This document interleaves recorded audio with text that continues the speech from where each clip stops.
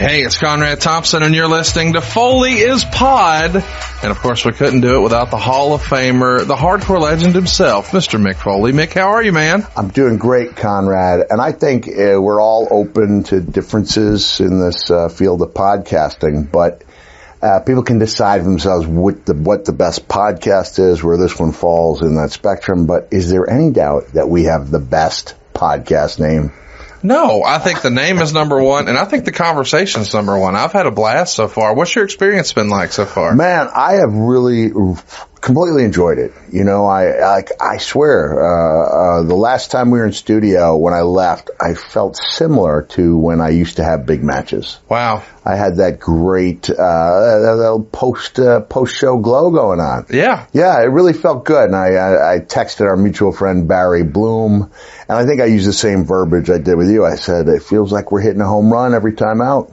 I totally agree, man. And I think, the feedback that we've gotten has been incredible. And I can't wait to talk about today's story. It's one of the bigger WrestleMania moments of your career, good or bad, WrestleMania 20. And what a surprise this was that, you know, here you are with The Rock. I don't think a lot of folks would have ever imagined that that was possible in 2004. It felt like the company had, for lack of a better word, giving your opponent, evolved a little bit. Like, it felt like the company was in a constant state of motion, but now here we are, the Rock and Sock connection again. I didn't think it would be possible either. I don't know if we want to jump this far ahead this soon, but when I got into the angle with Evolution, I think we were already a few weeks in, and it was clear we were onto something. Clear going all the way back to December of 2003 when we put the angle into motion, when I walked out of a match on Raw. So we came back. It feels very much like I'm fighting for my life against Evolution for a few weeks with the idea of having this big showdown at Mania. Then I get a call from Brian Gewirtz, who had been the head writer at Raw, may still have been at that point, and now runs one of Rock's production companies. Right. To show you how highly Rock thinks of him. And Brian says, how would you like to team up with The Rock to take on the three members of Evolution? And I kind of shrugged and laughed. I said, well, that sounds great, but I was told The Rock would only come back for something big. And Brian says, yeah, he thinks this is big. And I get the flutters, you know, whatever they are, going down the whole body. Because honestly, until that moment, I would not have thought that The Rock thought that I was big enough to come back for. I really didn't. I thought he had, you know, Hogan and Flair and Steve, like the guys that, not that I remember him having any matches with Flair, and he may or may not have, but I'm talking about, you know, there's the hierarchy. Right. Like, these are the guys I might consider coming back for, and that he obviously respected me, liked me, I did not think that he thought of me as being on that level. Well, that's got to make you feel good, just a vote of confidence from somebody that you had a lot of respect for, to hold you in such high regard. This all starts, as crazy as it sounds, at least it seems like, in June of 2003. The Observer would write, Foley called the WWE up recently and wanted to come back, although not to wrestle, at least for a short run. A lot of that is to get some visibility at the time for his novel Tatum Brown, which is coming out. Combined with him being gone for so long, he'd be a fresh character. No decision was made as of June 1st, but everyone, including me, presumes he'll be the referee for Hell in a Cell, and it'll be announced on June 9th. Foley had been doing voiceovers for TNN, as you could hear him constantly if you watch the network. Boy, the timing of that, given a conversation we just had. Right before we went on the air, yeah. I was talking about my voice work for TNN. So in some ways, I was on the WWE show more when I was absent than I was when I was there, because I was on 4 or 5 different times a show doing the voiceovers, and it was never acknowledged that it was me. But so I still had my you know, finger on the pulse. I had left under less than ideal circumstances, as a lot of us do, and that was October 2001, I had left under less than ideal circumstances, involving, of all things, a children's book. This is the Halloween Hijinks. And I had gone on to talk about Foley is Good. And as soon as I got on the Today Show, it's amazing how important the New York Times is in the bigger scheme of things and how much of the world, the artistic world, revolves around it. Because even with Have a Nice Day having done so well and hit number one, I've got this follow-up, and I've got not a promoter, a publicist. Yeah. Who's now working with me on my second book. We've got a good friendship, but she's saying, I can't get these venues. I can't get people. I can't get this I can't get this. I said, what about the Today Show? It got back, says they don't do wrestlers. They don't do wrestlers. And then I get a call about the New York Times. And Jennifer Suter now her name's Jennifer Robinson. Still in touch after all these years with my old publicist. She goes, I've got some great news. I go, what is it? She goes, the New York Times is doing an article on you. I said, well, that is good. She reprimands me. She goes, no, that's not good. That's great. That's great as in it's the greatest thing that could ever happen to you. So I got a little nervous at first that they were coming out there to bury me, right. New York Times. So I remember calling Barry Blaustein, director of Beyond the Mat, and told him the deal. And he goes, Mick, he said, wrestler writes novel is a good story. Wrestler writes novel and it stinks is not a good story. They're not coming to your house to write that story. And that made sense, right? Yeah. So the woman comes out, she does a wonderful job. They release something, I think it's on the front page of the art section. And immediately all these outlets that said no are saying not just yes, but when yes can you? Tomorrow. Yeah, when can you? People magazine's out at the house. I get asked, and I said, Jennifer says, can you be on the Today Show tomorrow? And I said, I thought they didn't do wrestlers. She goes, they're doing you. So can I walk you through my Today Show experience, right? Please. She says, Katie Couric is going to be doing the interview. I like Katie. She goes, well, Katie can be tough. I said, well, yeah, she's tough, but she's fair. And that was the only thing I was concerned with was, people being fair. Yeah. So I go out. It's a 5-minute segment. And, the first couple questions are a little tough about the content of the show. And then it lightens up a little bit. She says, I also understand you've written a children's book. And I said, well, yes, I have. And I believe both my book and yours were on the New York Times bestseller list at the same time. And then I'll never forget the feeling of Katie Couric's hand on my knee. And she says, may I say it was a pleasure to be on that list with you. Right? And so we finish our thing, and as I'm walking through, they got the big soundproof doors, right? So I open up the door, and as that door is slowly closing, and it's about this much before closing, so I can actually hear what's going on, I hear her go, he was cute.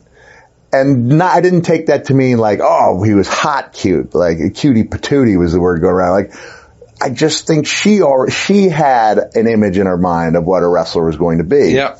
And so the next day I get a call from Jennifer and she said, guess who wants you? I said, the Today Show. I said, who? She said, the Today Show. I said, but I was just on the Today Show. And she said, as soon as they heard that you had another children's book coming out, this would be Halloween Hijinks, they booked you for Halloween Day. So I'd go the real mature route. I said, does that mean Katie likes me? Oh my gosh, that's so great. And she said, it means someone likes you because they just booked you 5 months in advance. So now I start having friction with the company. The friction is that because I mentioned in the New York Times article that I would like to write a novel. So Judith Regan of Regan Books, who WWE had their deal with and have just ended their deal, but she's the one I did my first two, the first two memoirs with, and I had a good relationship with Judith. She makes me an offer, sight unseen, on a book I haven't even written. And I tell her I would feel better about actually writing it before we. Yeah. Well, maybe that makes me a mark, No, they're not. But I wasn't sure I could do it, and I wanted to make sure it was good. And as soon as WWE gets wind of the fact that I have an offer, that's when Mr. McMahon, which could be his Achilles heel, the control factor, decides he does not want that novel outside of So you can do another book, but it has to be with his partner. That's what he said. Yeah. And this is where, if there's a great scene, there's a lot of great scenes in the Get Back documentary, The Beatles. It's really extensive. While I was watching it, I watched all 3 episodes. There's about 2 hours to each episode. I watched all 6 in a row. And at a certain point, you're like, man, there's some busy work going on here. I don't know if we need all this. But then when you see it as a total thing, you can understand, you get to see the nuts and the bolts and everything that works. And there's this scene that could have saved the Beatles where George Harrison says to John, just kind of offhandedly, he says, I only get 1 or 2 songs an album. I'm not going to do a George Harrison. Yeah. He said, I've got all these songs. I'd like to do my own thing. Do you think that would be okay? And John says, yeah, I don't see why it wouldn't. And Paul later was asked about it. He said, recently, could that have saved the Beatles? He said, yeah, I think it could have. If everybody would have been allowed to go out and do their own thing, you could have kept that group. I think I'm considering me and Vince to be the Beatles. Right. And I was the guy that wanted to do my outside project. And I just, as stupid as it sounds, I just didn't want the percent and verbal ability and charisma play a part, but company presentation overrides all of that. The plan for Orton is to work with and go over Shawn Michaels, I'm guessing SummerSlam, and for Michaels to establish him as a great wrestler. The idea would then be his next program would be with Foley, with the idea that Foley can put him over and make the fans take Orton seriously as a brawler. And then given his work in helping make Kane, Rock, and Triple H into bigger stars, they're kind of giving The Undertaker a career rebirth when he was on the verge of getting stale. Foley himself has talked about wrestling one more match if he can get into shape, but he talks about it as if it was WrestleMania. Still, he's on TV, clearly positioning himself for a match with Orton. So how did the Orton thing come to be? Well, this was at a time when I could have a phone call with Vince and be in his office the next day pitching it. I was one of only like 3 or 4 guys who wasn't in Florida. Yeah. I guess Taker was in Austin, Texas, right? Kane was in Knoxville, but basically, there's 2 or 3 guys in the Northeast. So I'm only 90 minutes with traffic away from WWE. The first time I went in to meet with Mr. McMahon, I could literally see the smokestacks from Port Jefferson, which is the town next to the one I grew up in. So that was something we had in common. And so I could make the phone call, say I want to pitch something, and it would be just him or just him and JR. Or at a certain point it became him and John Laurinaitis. So I know it's Vince. I can't tell you for a fact if JR's there or John's there at that point. He's okay. What you got, pal? I said, Vince, I'd like to enter the Royal Rumble and win it. And because I am neither a Raw or SmackDown guy, I would like to challenge both champions into a 3-way dance to unify the WWE title and win that as well. And he looked at me and said, Mick, I have no interest whatsoever in doing that. I said, okay, I've got this idea for Randy Orton. And so Vince had this yellow legal pad, and I start giving him ideas. And it centers around walking away from a match, having a crisis in confidence, which I had never seen in wrestling. But we do have in real life. Ric Flair. Yeah, that's right. Yeah, I had a crisis in confidence that day for sure. And I started saying, and once I leave, Randy will try to goad me back in with like political attack ads. And I guess political attack ads were not as omnipresent as they are now. Right. He said, attack ads. I said, yeah, everyone hates those ads. Like Mick Foley claims to be the hardcore legend. Yeah. But is he really? And he starts writing all this stuff down, and at the proper time, we make plans to do this match that I will walk out on with Randy, something that's never been seen before, and then he will goad me back out of retirement. Taking a little page from Rocky 2, where Rocky was retired, Apollo wants him back, and he's got the Apollo Creed versus the Italian Chicken, and then the guys at the gym were down on Rocky. He was carrying spit buckets, and then it's like, he comes back to Mickey, who at first is forbid him from fighting because of his damage to his eye. And then Mickey says, I say we knock his block off. And then thus begins, the road to redemption for Rocky. But for me, I'm going to just flat out refuse to wrestle.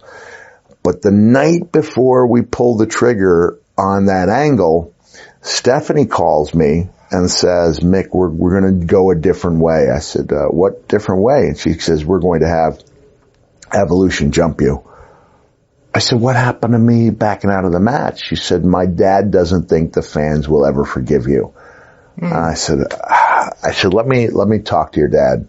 So I call him up and he recites with Stephanie, Mick, you just work so hard. I'd hate for you to go out this way. The last people think, I just don't think they're going to forgive you. I said, Vince, I'd heard he was a Western enthusiast. I said, have you seen the movie Shane? He goes, oh yeah.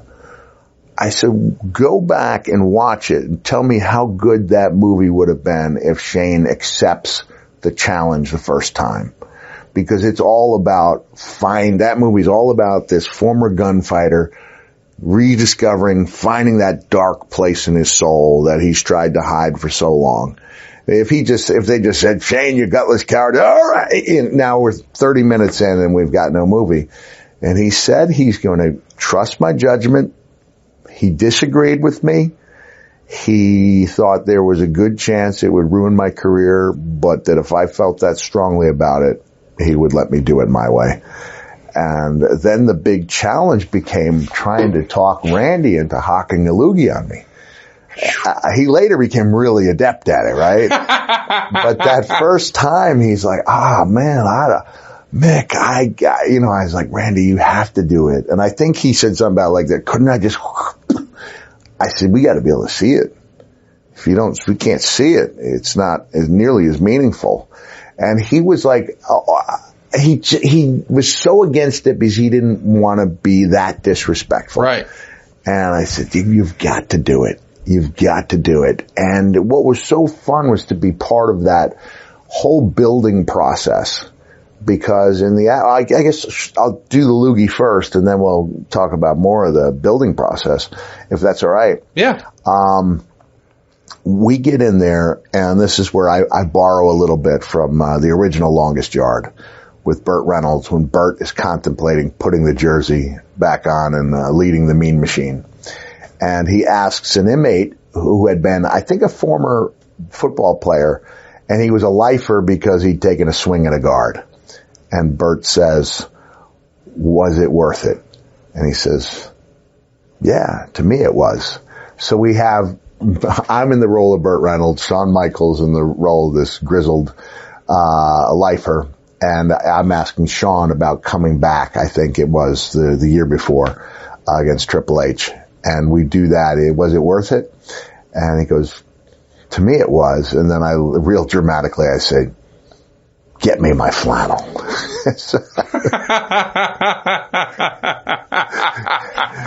Get me my flannel. Brian loved that line. Did he? I'm sure. He had to. That feels like he would have written that. No, that's a Foley one right there, yeah. And so here we go. Push comes to shove. I've got an expert in Vince saying it's going to be the death knell to my career. I feel in my heart like the fans, I've accrued enough goodwill for them to take a wait and see attitude. I come out, it's for the IC title, which I never won. I do the slow lap around the ring and then I just keep on walking up that aisle. And now we're live, when Randy confronts me. And I can't remember the exact verbiage, but you're walking away, you're nothing but a coward. And then just as I had urged him to do, he dug down deep as far into his lungs as he could, got something with a yellowish green tinge to it, and he hocked that loogie right on my face. And you could feel the fans, they want me to respond. They really want me to. I don't know if we've ever had a loogie of that magnitude, that I'm sure, other than when the Brett hocked up on Vince. But that scene is still so memorable. I can describe it in my mind. I remember it. I mean, I didn't just watch it this week for prep. I think all of us remember that because it did cross the line a little bit of what's allowed in wrestling and what's not. Yeah. Yeah. And what was beautiful about it, one of the things, I think this may have been the best thing I was involved with over, as far as one of my ideas being played out, is that when I left, that was December 10th, somewhere around that area, early December, maybe December 3rd, Randy basically had 6-7 weeks to build up for my return.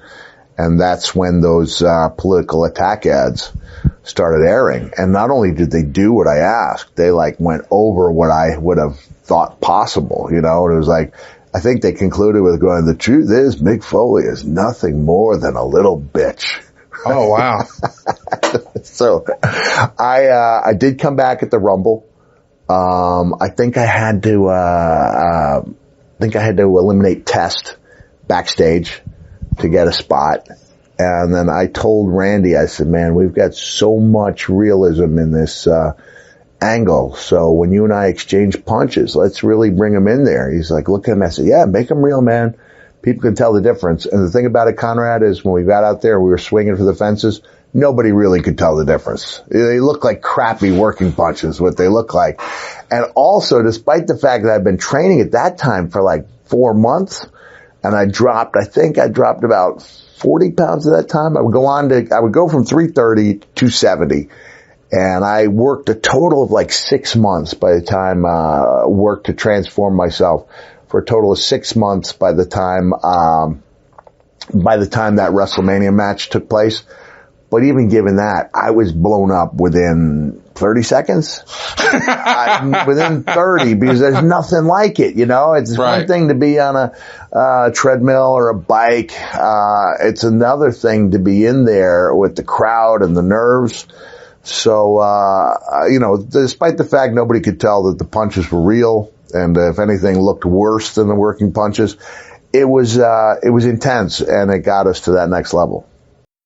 Going back a little bit, there was talk in the Observer that initially Hunter versus Goldberg at SummerSlam might be replaced with you and Hunter at SummerSlam. Was that ever discussed? Do you remember that? This would have been SummerSlam 03.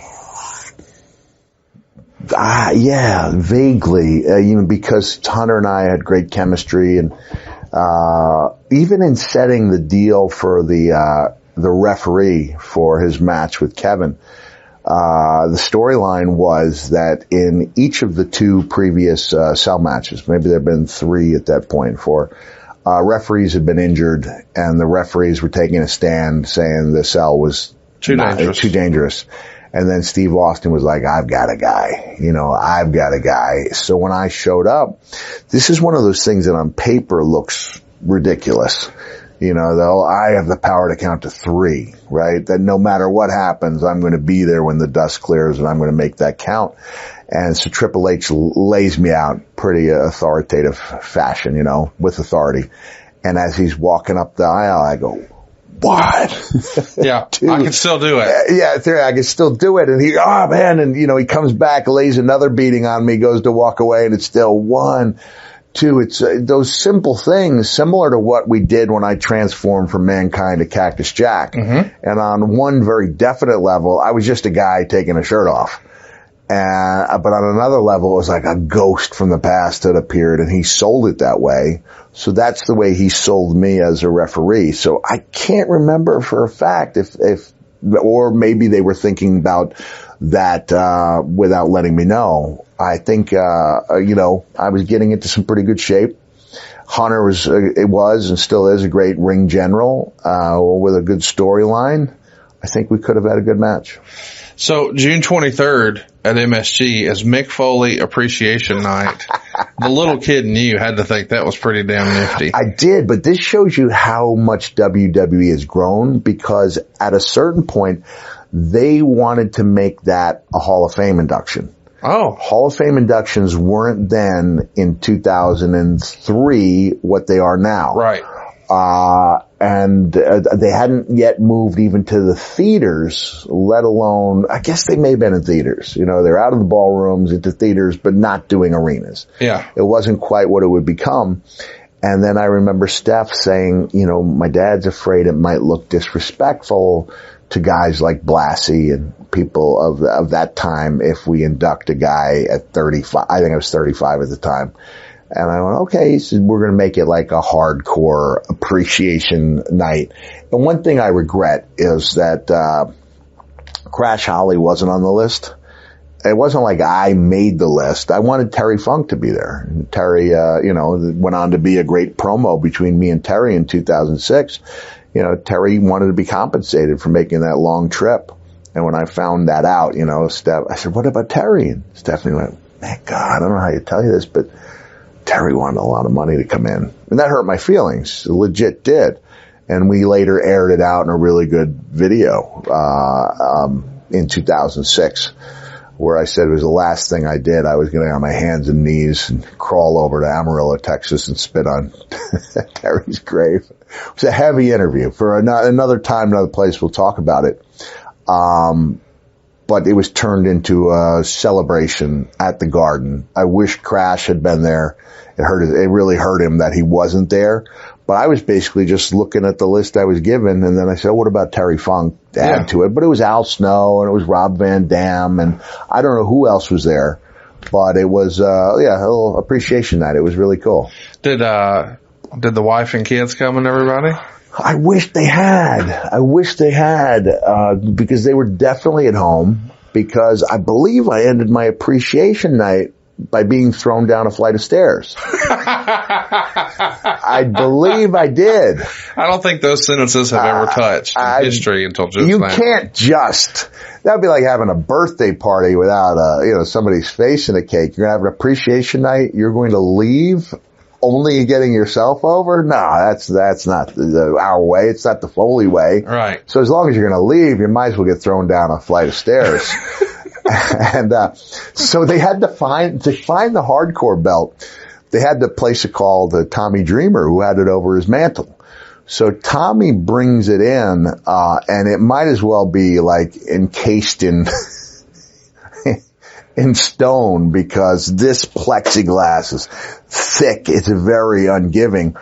So I get hit from behind. I think I said something to Flair and Randy, who had lost a match together. Oh, you really showed that. You really proved yourself tonight. And next thing I know, here comes this thing from behind. Boom. You're expecting it to shatter, but it doesn't. The only thing that shatters is part of my scalp, Wow. It opens up that major Grand Canyon divot. And in the worst of all wrestling circumstances, it hurts like hell, and you don't see a drop of blood, because it mixes in with the dark hair, and because the angle is so quick, it's boom. And now here comes the throw down the stairs. At that time, I'm still totally against wearing any type of padding. It's gotta feel real. And I end up with a deep shoulder bruise that will bother me for about 2 months. And that doesn't set in until I make that 2 hours. It's about an hour and a half drive. At that time, getting out of the Garden early, it takes about 90 minutes. It took me about 90 minutes to get back home. And by the time I get home, I can already feel it tightening. And I know from experience, this is not good. This is really going to hurt tomorrow. I climb into my bed. My wife said, how'd it go? I said, oh man, it was really good. And she said, can you take the garbage out? Take the garbage out. Come up again. She said, could you take care of the guinea pigs? It really smells up there. I go up there, and the third time I lay down and she says something else. I said, 90 minutes ago, 20,000 people were chanting my name, but it's the highs and lows, right? Yes. You come back home and you're no big deal. And that's probably good for your ego. Yeah. You're treated like a big deal and you act like a big deal around your house. Yeah, I think that's, I think you deserve to be taken down a peg every now and then. I didn't need to be taken down then quite that far, but that was a tough time physically for me, because that bruise was so deep. But then Randy took that ball, and that's what and ran with it. That's what led up to my return, in December. So we had this clock ticking for a while. When was the date with the MSG was 6/23. Yeah, June 6/23. Yep. So I didn't come back for about 5 months, and when I did come back, I bailed out of that match. And I'm so glad that I, stuck to my gut feeling, and that Vince trusted me on that. because had it failed, that could have been a serious blow to the way people thought about me, but it didn't. That segment added 1 million viewers to Raw. Did it really? Yes. That segment added 1 million. And then Shawn Michaels and Kevin Nash against Ric Flair and Randy Orton lost 601,000. So that'll put some butts in seats. Put some eyes on the product at least. Yeah, well, that's nice to know. Yeah. But even though 1 million people saw it, the missus wasn't there. Right. I feel weird even asking this, but you sort of alluded to it last week, so I think maybe it's an okay follow-up. But you said that her feelings and your feelings specifically when she wasn't welcome backstage at Survivor Series 96. But we saw the footage of you and your fam at Monday night or at the Royal Rumble with The Rock that we saw in Beyond the Mat and all the brutal chair shots. But this is 90 minutes from home. And it's Madison Square Garden, your dream home arena, the spiritual home of the company, and it's Mick Foley night and she's not there. Does she still, I don't know, uncomfortable with WWE at that point? Keep in mind that after the Rumble, with The Rock. several months later, 2020 does an interview in which my wife, in attempting to stick up for me and the business, tries explaining the fallout from some of the stuff I've done. She thinks she's protecting the business, but I realize it's kind of making me look. She's going a little overboard in her urge to, her hope of protecting her husband and letting people know that what I do is difficult. So when she would say he walks like an 80-year-old man, I would say, yeah, but like a sexy 80-year-old man. You're trying to soften it up. But they, through creative editing, that stuff's taken out. And it did appear, if you were watching and didn't know anything else about me, you're looking at a guy who's on his last mental legs. To the point where I start going through airports and total strangers who are not wrestling fans are coming up to me and saying, I just want you to know I'm praying for you. Oh. And now you're in that very unlikely position where instead of defending the business, you are openly admitting that you don't get hurt as bad as they think you're getting hurt. Yes. I said, it's not like that every day, right? They're building that case around the cell match. They assume it's that day in, right, day out. Yeah. And I mean, this is part of the reason why I got out of wrestling full time when I did, because my kids are seeing these matches. I told them, Daddy never gets hurt. And now they're finding Dad lies, and Dad's coming home, with bruises and, he's having trouble and I'm sorry, I can't go out and play today. And basically, if we're having a catch or, playing soccer, if that ball doesn't come right to me, I'm not getting to it because my lateral movement, my knees are shot, especially from not wearing the knee pads and working that physical style. So a lot of things, there's a reason why I retired, head injuries, knees are all banged up. It was a good time for me to go, and I wish I had gone. And there's that part of me that wishes I'd only had the one return match. The perfect ending is you go out in the blaze of glory or, ride off into the sunset like I did. It wasn't a blaze of glory. It was ride off into the sunset, February 2000. But I think everyone is due that one comeback match. Of course. And I did have that comeback match for reasons we'll discuss. I felt unfulfilled, and that's why I had to chase that singles match with Randy Orton. But to follow up on what you asked, even though Vince did call up Colette and apologize, for making a comparison to, Mike Tyson's wife, what was her name? Robin Givens. Robin Givens. I called Vince and he said, well, I was trying to make the point that you were a sympathetic figure like Mike. And I went, but that's not what you said. You didn't say it seemed like Mike. You said my wife was, like Robin Givens. I said, then I reminded him of the charges Robin was laying on Mike. Totally different. And here's my wife trying to stand up for me. I did think I came across like a guy who would not be doing an interview with Conrad Thompson, 20 years later. 21 years later. Like, again, when you're having to explain to strangers that you don't get hurt as bad as they think you do, instead of being the guy saying, hey, listen, we get hurt worse than you think we do. It was just so contrary to everything I'd grown up with, you know, but like I said, total strangers praying for me. Like I was on my last legs, but after the phone, even though she appreciated the phone call with Vince, she didn't feel comfortable in that world. You know, it's sad. From then on, yeah. So, later this night, where we're talking about, you know, you had the big, situation, the celebration. Yeah. Foley and Vince are talking as Flair and Orton walk by. Foley makes a funny comment to Orton, really showing himself as a star as he's lost. It ends with a brawl. Flair taking the bumps to make Foley look good. Orton breaking a glass over Foley's head and throwing him down the stairs. Vince starts laughing and calls for a janitor to clean up the mess.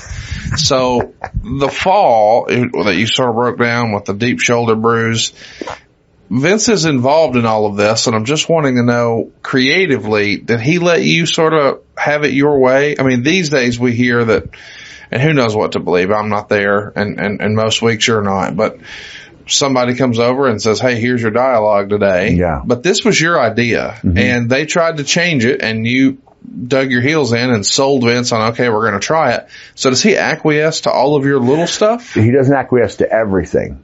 I come in with what I want to do. I work really well with Brian Gewirtz.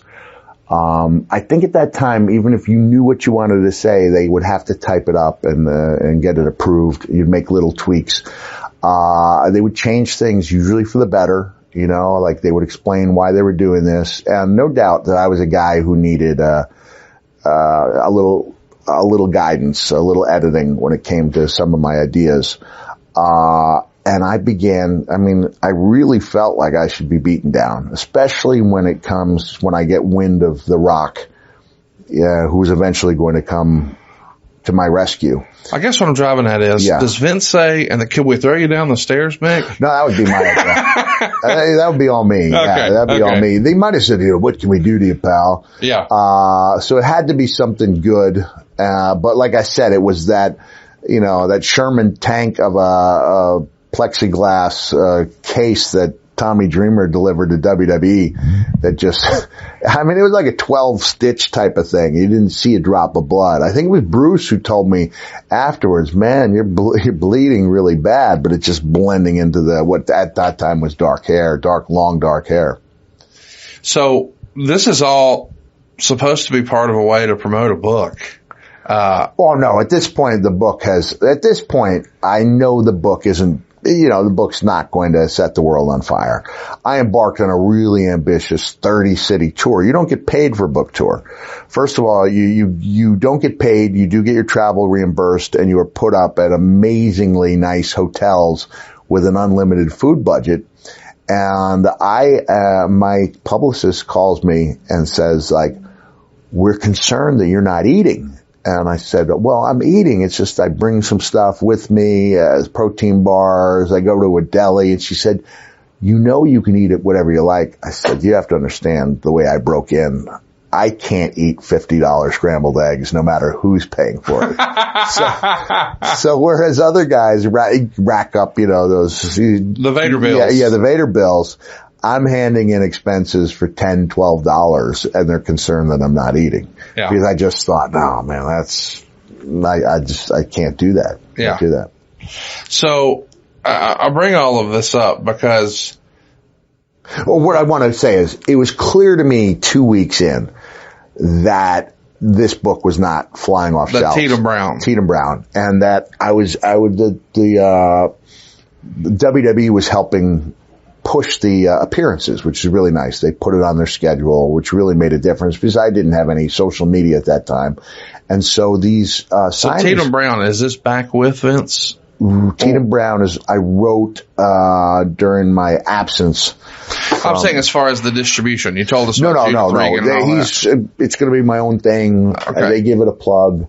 So that started with the Halloween book, and now this is the follow-up. This is the follow-up. This one's on my own. The first one on my own.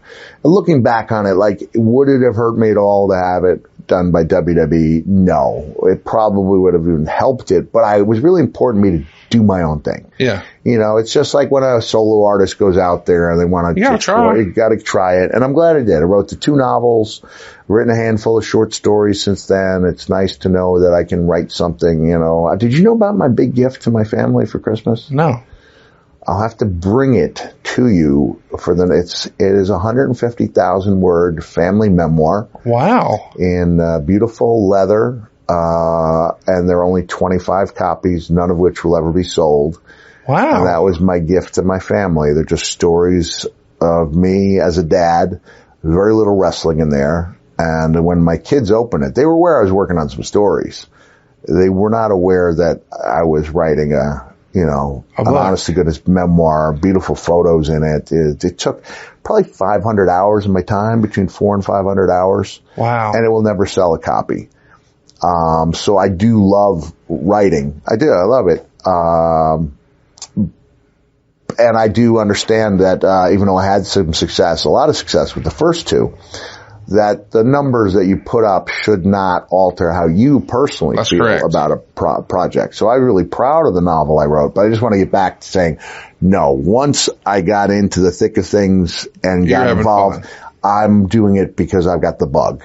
And I think I have something really important I can do. The sales are not even a consideration at that point. Are you having I don't know, Mrs. Foley, but I assume, given all that she's seen you put yourself through, she probably was like, oh, thankfully he's done. And now he's writing books. And so when it's, okay, I'm going back, but it's just for this book. Yeah. And then you have fun and you fly down the stairs and she has to think, here we go again. Probably. Yeah. I always had to call home after the pay-per-views. She was always worried. Just call and let me know you're okay. And for the first few years I did not have a cell phone. So there's that really just crazy visual of the guy who's just wrestled, like putting a hoodie on, going out into the crowd, finding a payphone and being like, hey, I'm okay. You know, in 2006, jumping ahead 2 years, after the match with Edge, I call her up to let her know I'm okay after everything we've been through. The first thing she says is Edge okay? Wow. Because and then when I watched the next night and I saw the Edge, he looked like he was in shock and his fingers were trembling, and it made sense. It made sense to me. But that was me, the little solitary figure huddled over a payphone to let my wife know I was okay. So she was worried. She knows I'm going to let it. I don't let it all hang out at Mania. That's, I think we're going to get to that. Yeah. Yeah, that was part of it. That's the deciding factor in having that rematch with Randy. It's first singles match. So after you get thrown down the stairs, you're going to take a little time off. You're still doing a book tour to promote Tatum Brown, and they're worried you're not eating. But something awful happens in this era that I didn't know. Your second house in Florida burns down. Yeah. What in the world happened?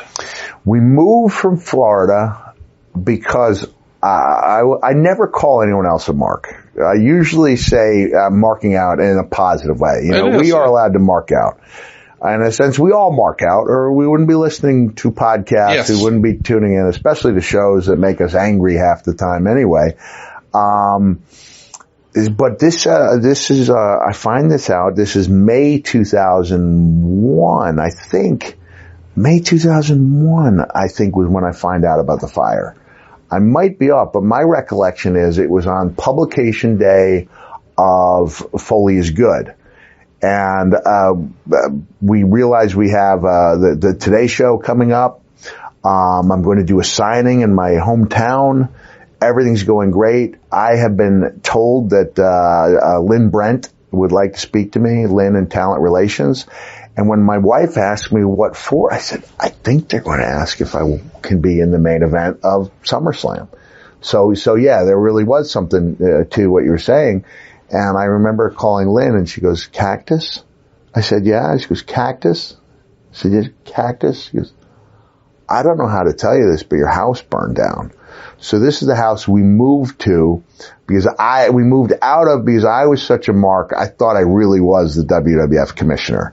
And I thought I'd have that job for 5 to 10 years, which I might have if I hadn't, I took some time off because I wanted to be around when my third child was born. And then of all things, I didn't want to come back because I didn't think the storytelling I didn't like the story of me demanding my job back when it's not my company.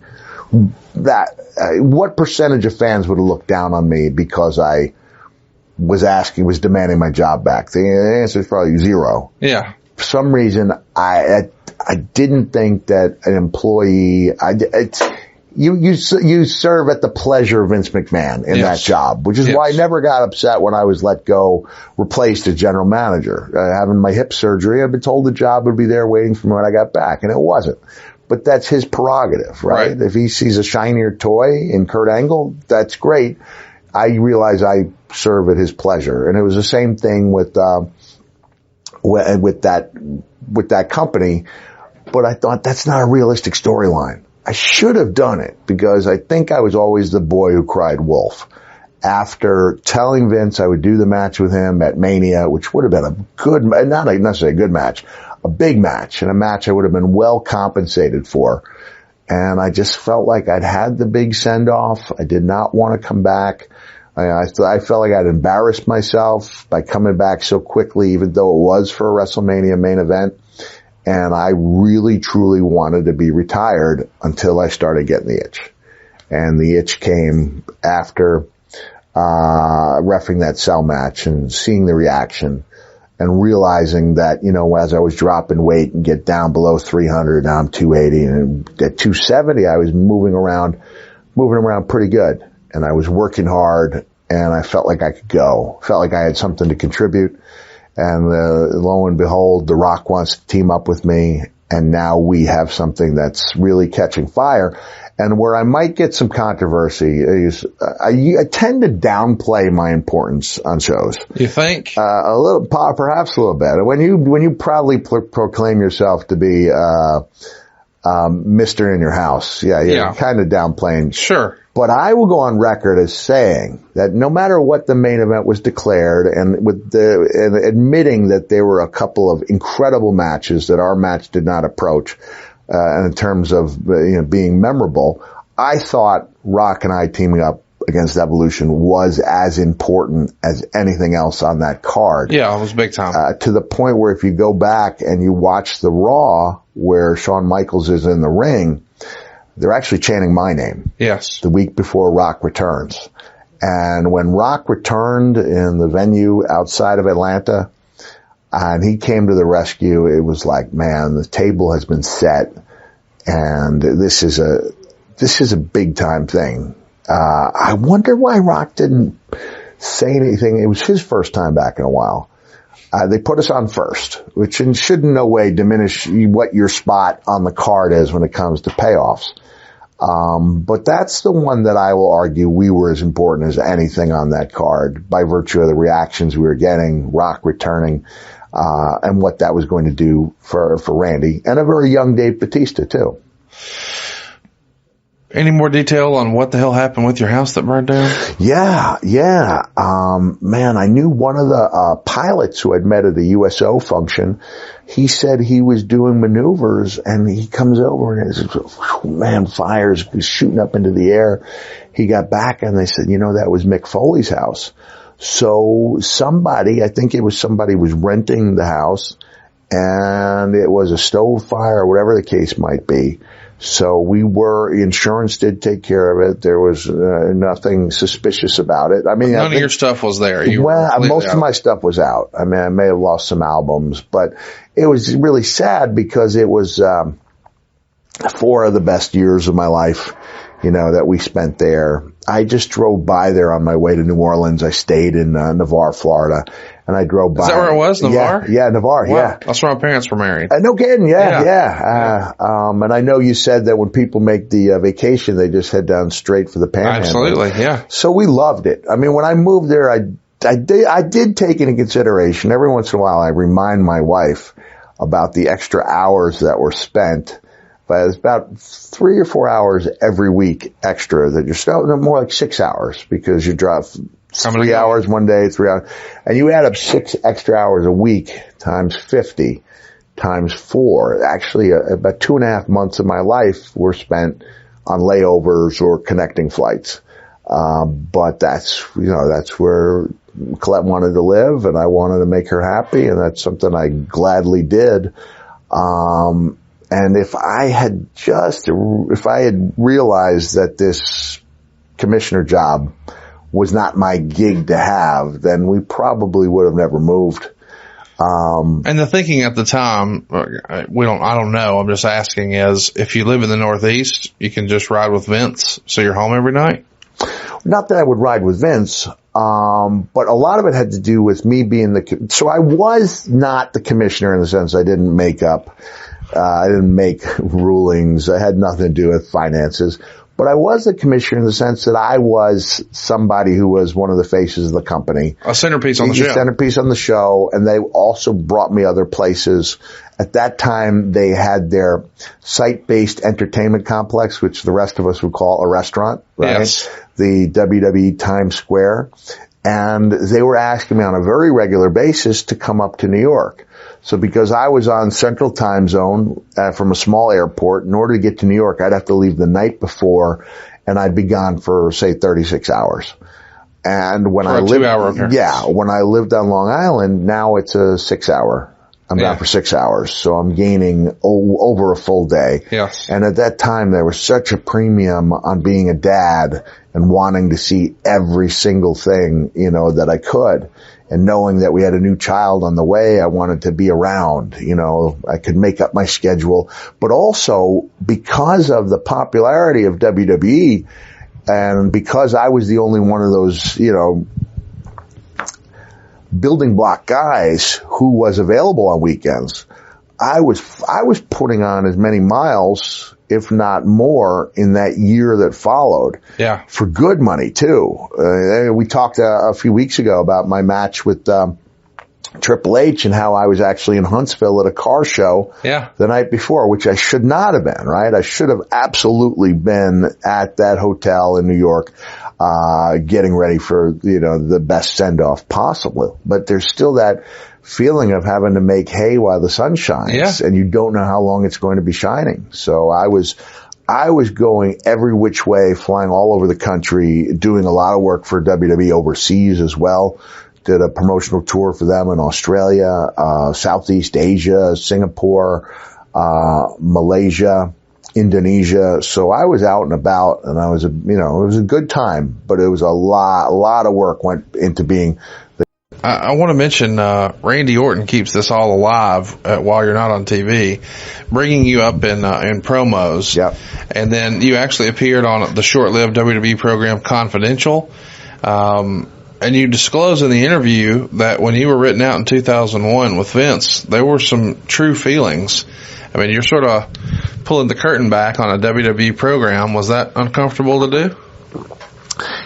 It was not. I didn't feel uncomfortable because Vince kind of thrived living on that edge. Yeah. He loved the borderline stuff, as Terry Funk would call it, to the point where when I decided to leave and they let me go a year early, I remarked, for those of you who have been listening for the entirety of the show, and I know I do ramble, but that's what you like about me, right? Yeah. I'm a rambler.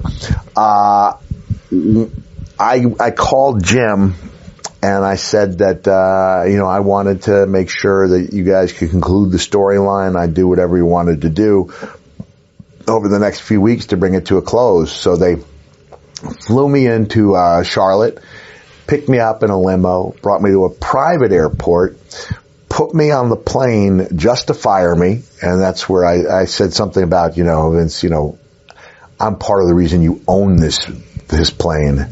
You ought to name part of it for me. He goes, I know. How about the Dude Love Toilet? And so I cut a promo where I said, what's amazing about you? You took a guy who loved this company, who would have done anything for it. And I can't remember what my conclusion was, but I was basically saying I hated this company and I used to love it. And then I walked out, and as I'm walking out, I see Nature Boy Ric Flair get ready to come on. Whether he's coming on the plane or not, I don't know, but he is going to begin his first day back with the company in that authority figure role. So it was definitely a changing of the guard, but I'm glad that I made that call, volunteered to do what I could to tie up the loose ends, and I looked, when I made the same offer to TNA about tying up the loose ends, I just, no, that's good. Vince, I like that part of the business where you go, okay, maybe we're not getting along. Let's take a break. Let's take a break. Maybe I just said everything I felt in my heart. You said everything you felt in your heart about me, but we're going to shake hands. Thank you for the opportunity, and off I go. What a story. I'm sure we'll talk about it in more detail, but I want to talk a little bit more about Tatum Brown. You wrote into the Observer about it. I've been reading with great interest as well as disappointment regarding the updates of my book. I won't even try to pretend that I'm not disappointed in its sales, but I'm even more concerned about its negative portrayal in the Observer. Yes, reviews have been very mixed. Opinions seem to generally range from people who really liked it, like Paul Allen of BookPage, who called it highly energetic, breakneck paced, and witty, laugh-out-loud funny, and surprisingly addictive entertaining, to people who like certain aspects of it, but overall found it too disturbing to truly enjoy. And I don't know, it feels like you maybe felt a little betrayed by Meltzer here, that maybe he could have been a little more complimentary since he's covering the biz. I mean, when you write a novel, it's the closest I think a guy can come to giving birth. Yeah. You conceive it, you create it, you give birth to it. And you release it into the world. And you release it, and it's like somebody telling you your child is ugly. Yeah. And it really stings. I think more so than the memoir does. And I had some great reviews, and it did very well in the UK. But that was largely because one of the reviewers on the BBC read it, liked it, reported on it, and that made it acceptable for everyone else to treat it seriously. So there was even like a roundtable discussion on national BBC with three reviewers who really liked it, one who did not like it, but they covered it like it was a serious piece of literature. And I needed one of those reviews from one of those people. I needed a Cactus reviews or a New York Times. And it was almost like, the vast majority reviews were very fair. Yeah. But I felt like there was a Russian figure skating judge in there, like just specifically trying to bury it. And, so I did, look, if people in the outside world, we in the inside world, I think we accept inside the wrestling world, there's a little negative stigma about what we do. Of course. It's less than it was, but I think that there were people, especially a lot of reviewers or writers whose books have not done well, and they see a guy who's had some success with memoirs, and now you're entering their world, and just a couple of them are going to make it really difficult to be accepted in your world. So a guy named Jeff Gwynn from the Fort Worth Star-Telegram said, I'll tell you what, Mick, if you get a really bad review, Google that person and see how many books they've sold. You're going to find, and it's so much easier as a writer to show off your chops by giving a negative review than it is to say that something someone else wrote is good. So there were only a couple of those people, but I didn't get the break in the U.S. that I needed in the U.K., and that stuff did hurt my feelings. It would be like, I remember going to American Library Association, and I'm there as their keynote speaker. I've had the two memoirs have done really well. 2 children's books have hit the New York Times bestseller list. I sit down, and one of the ladies has to let me know about the bad review I just received. And it's like, why do you do, now I know better than to do that. And I've had enough wrestling criticism, so it kind of rolls off my back. Yeah. And why I felt like I needed to write into the Observer, I don't know. I'd probably done it 3 or 4 times, maybe 4 or 5 times. That's pre-social media. Over the years. That hardened us all a little bit. Just mute it and move on. So you do this press tour that even continues to Off the Record, and you're here to promote the book, but you wind up talking a lot about Hulk Hogan taking shots at your body. This is a PR tour, but boy, it feels like we struck a nerve. take us back. Why were you upset with Hogan? Yeah, that was Michael Landsberg, right? Yeah. And it was one thing to see the words, because I had read the words, and I get along good with Hulk, right? And I know he's had his, very, ups and downs, public ups and downs.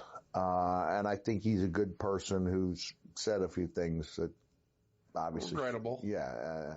But I'm talking about the racial stuff, right? Oh, yeah.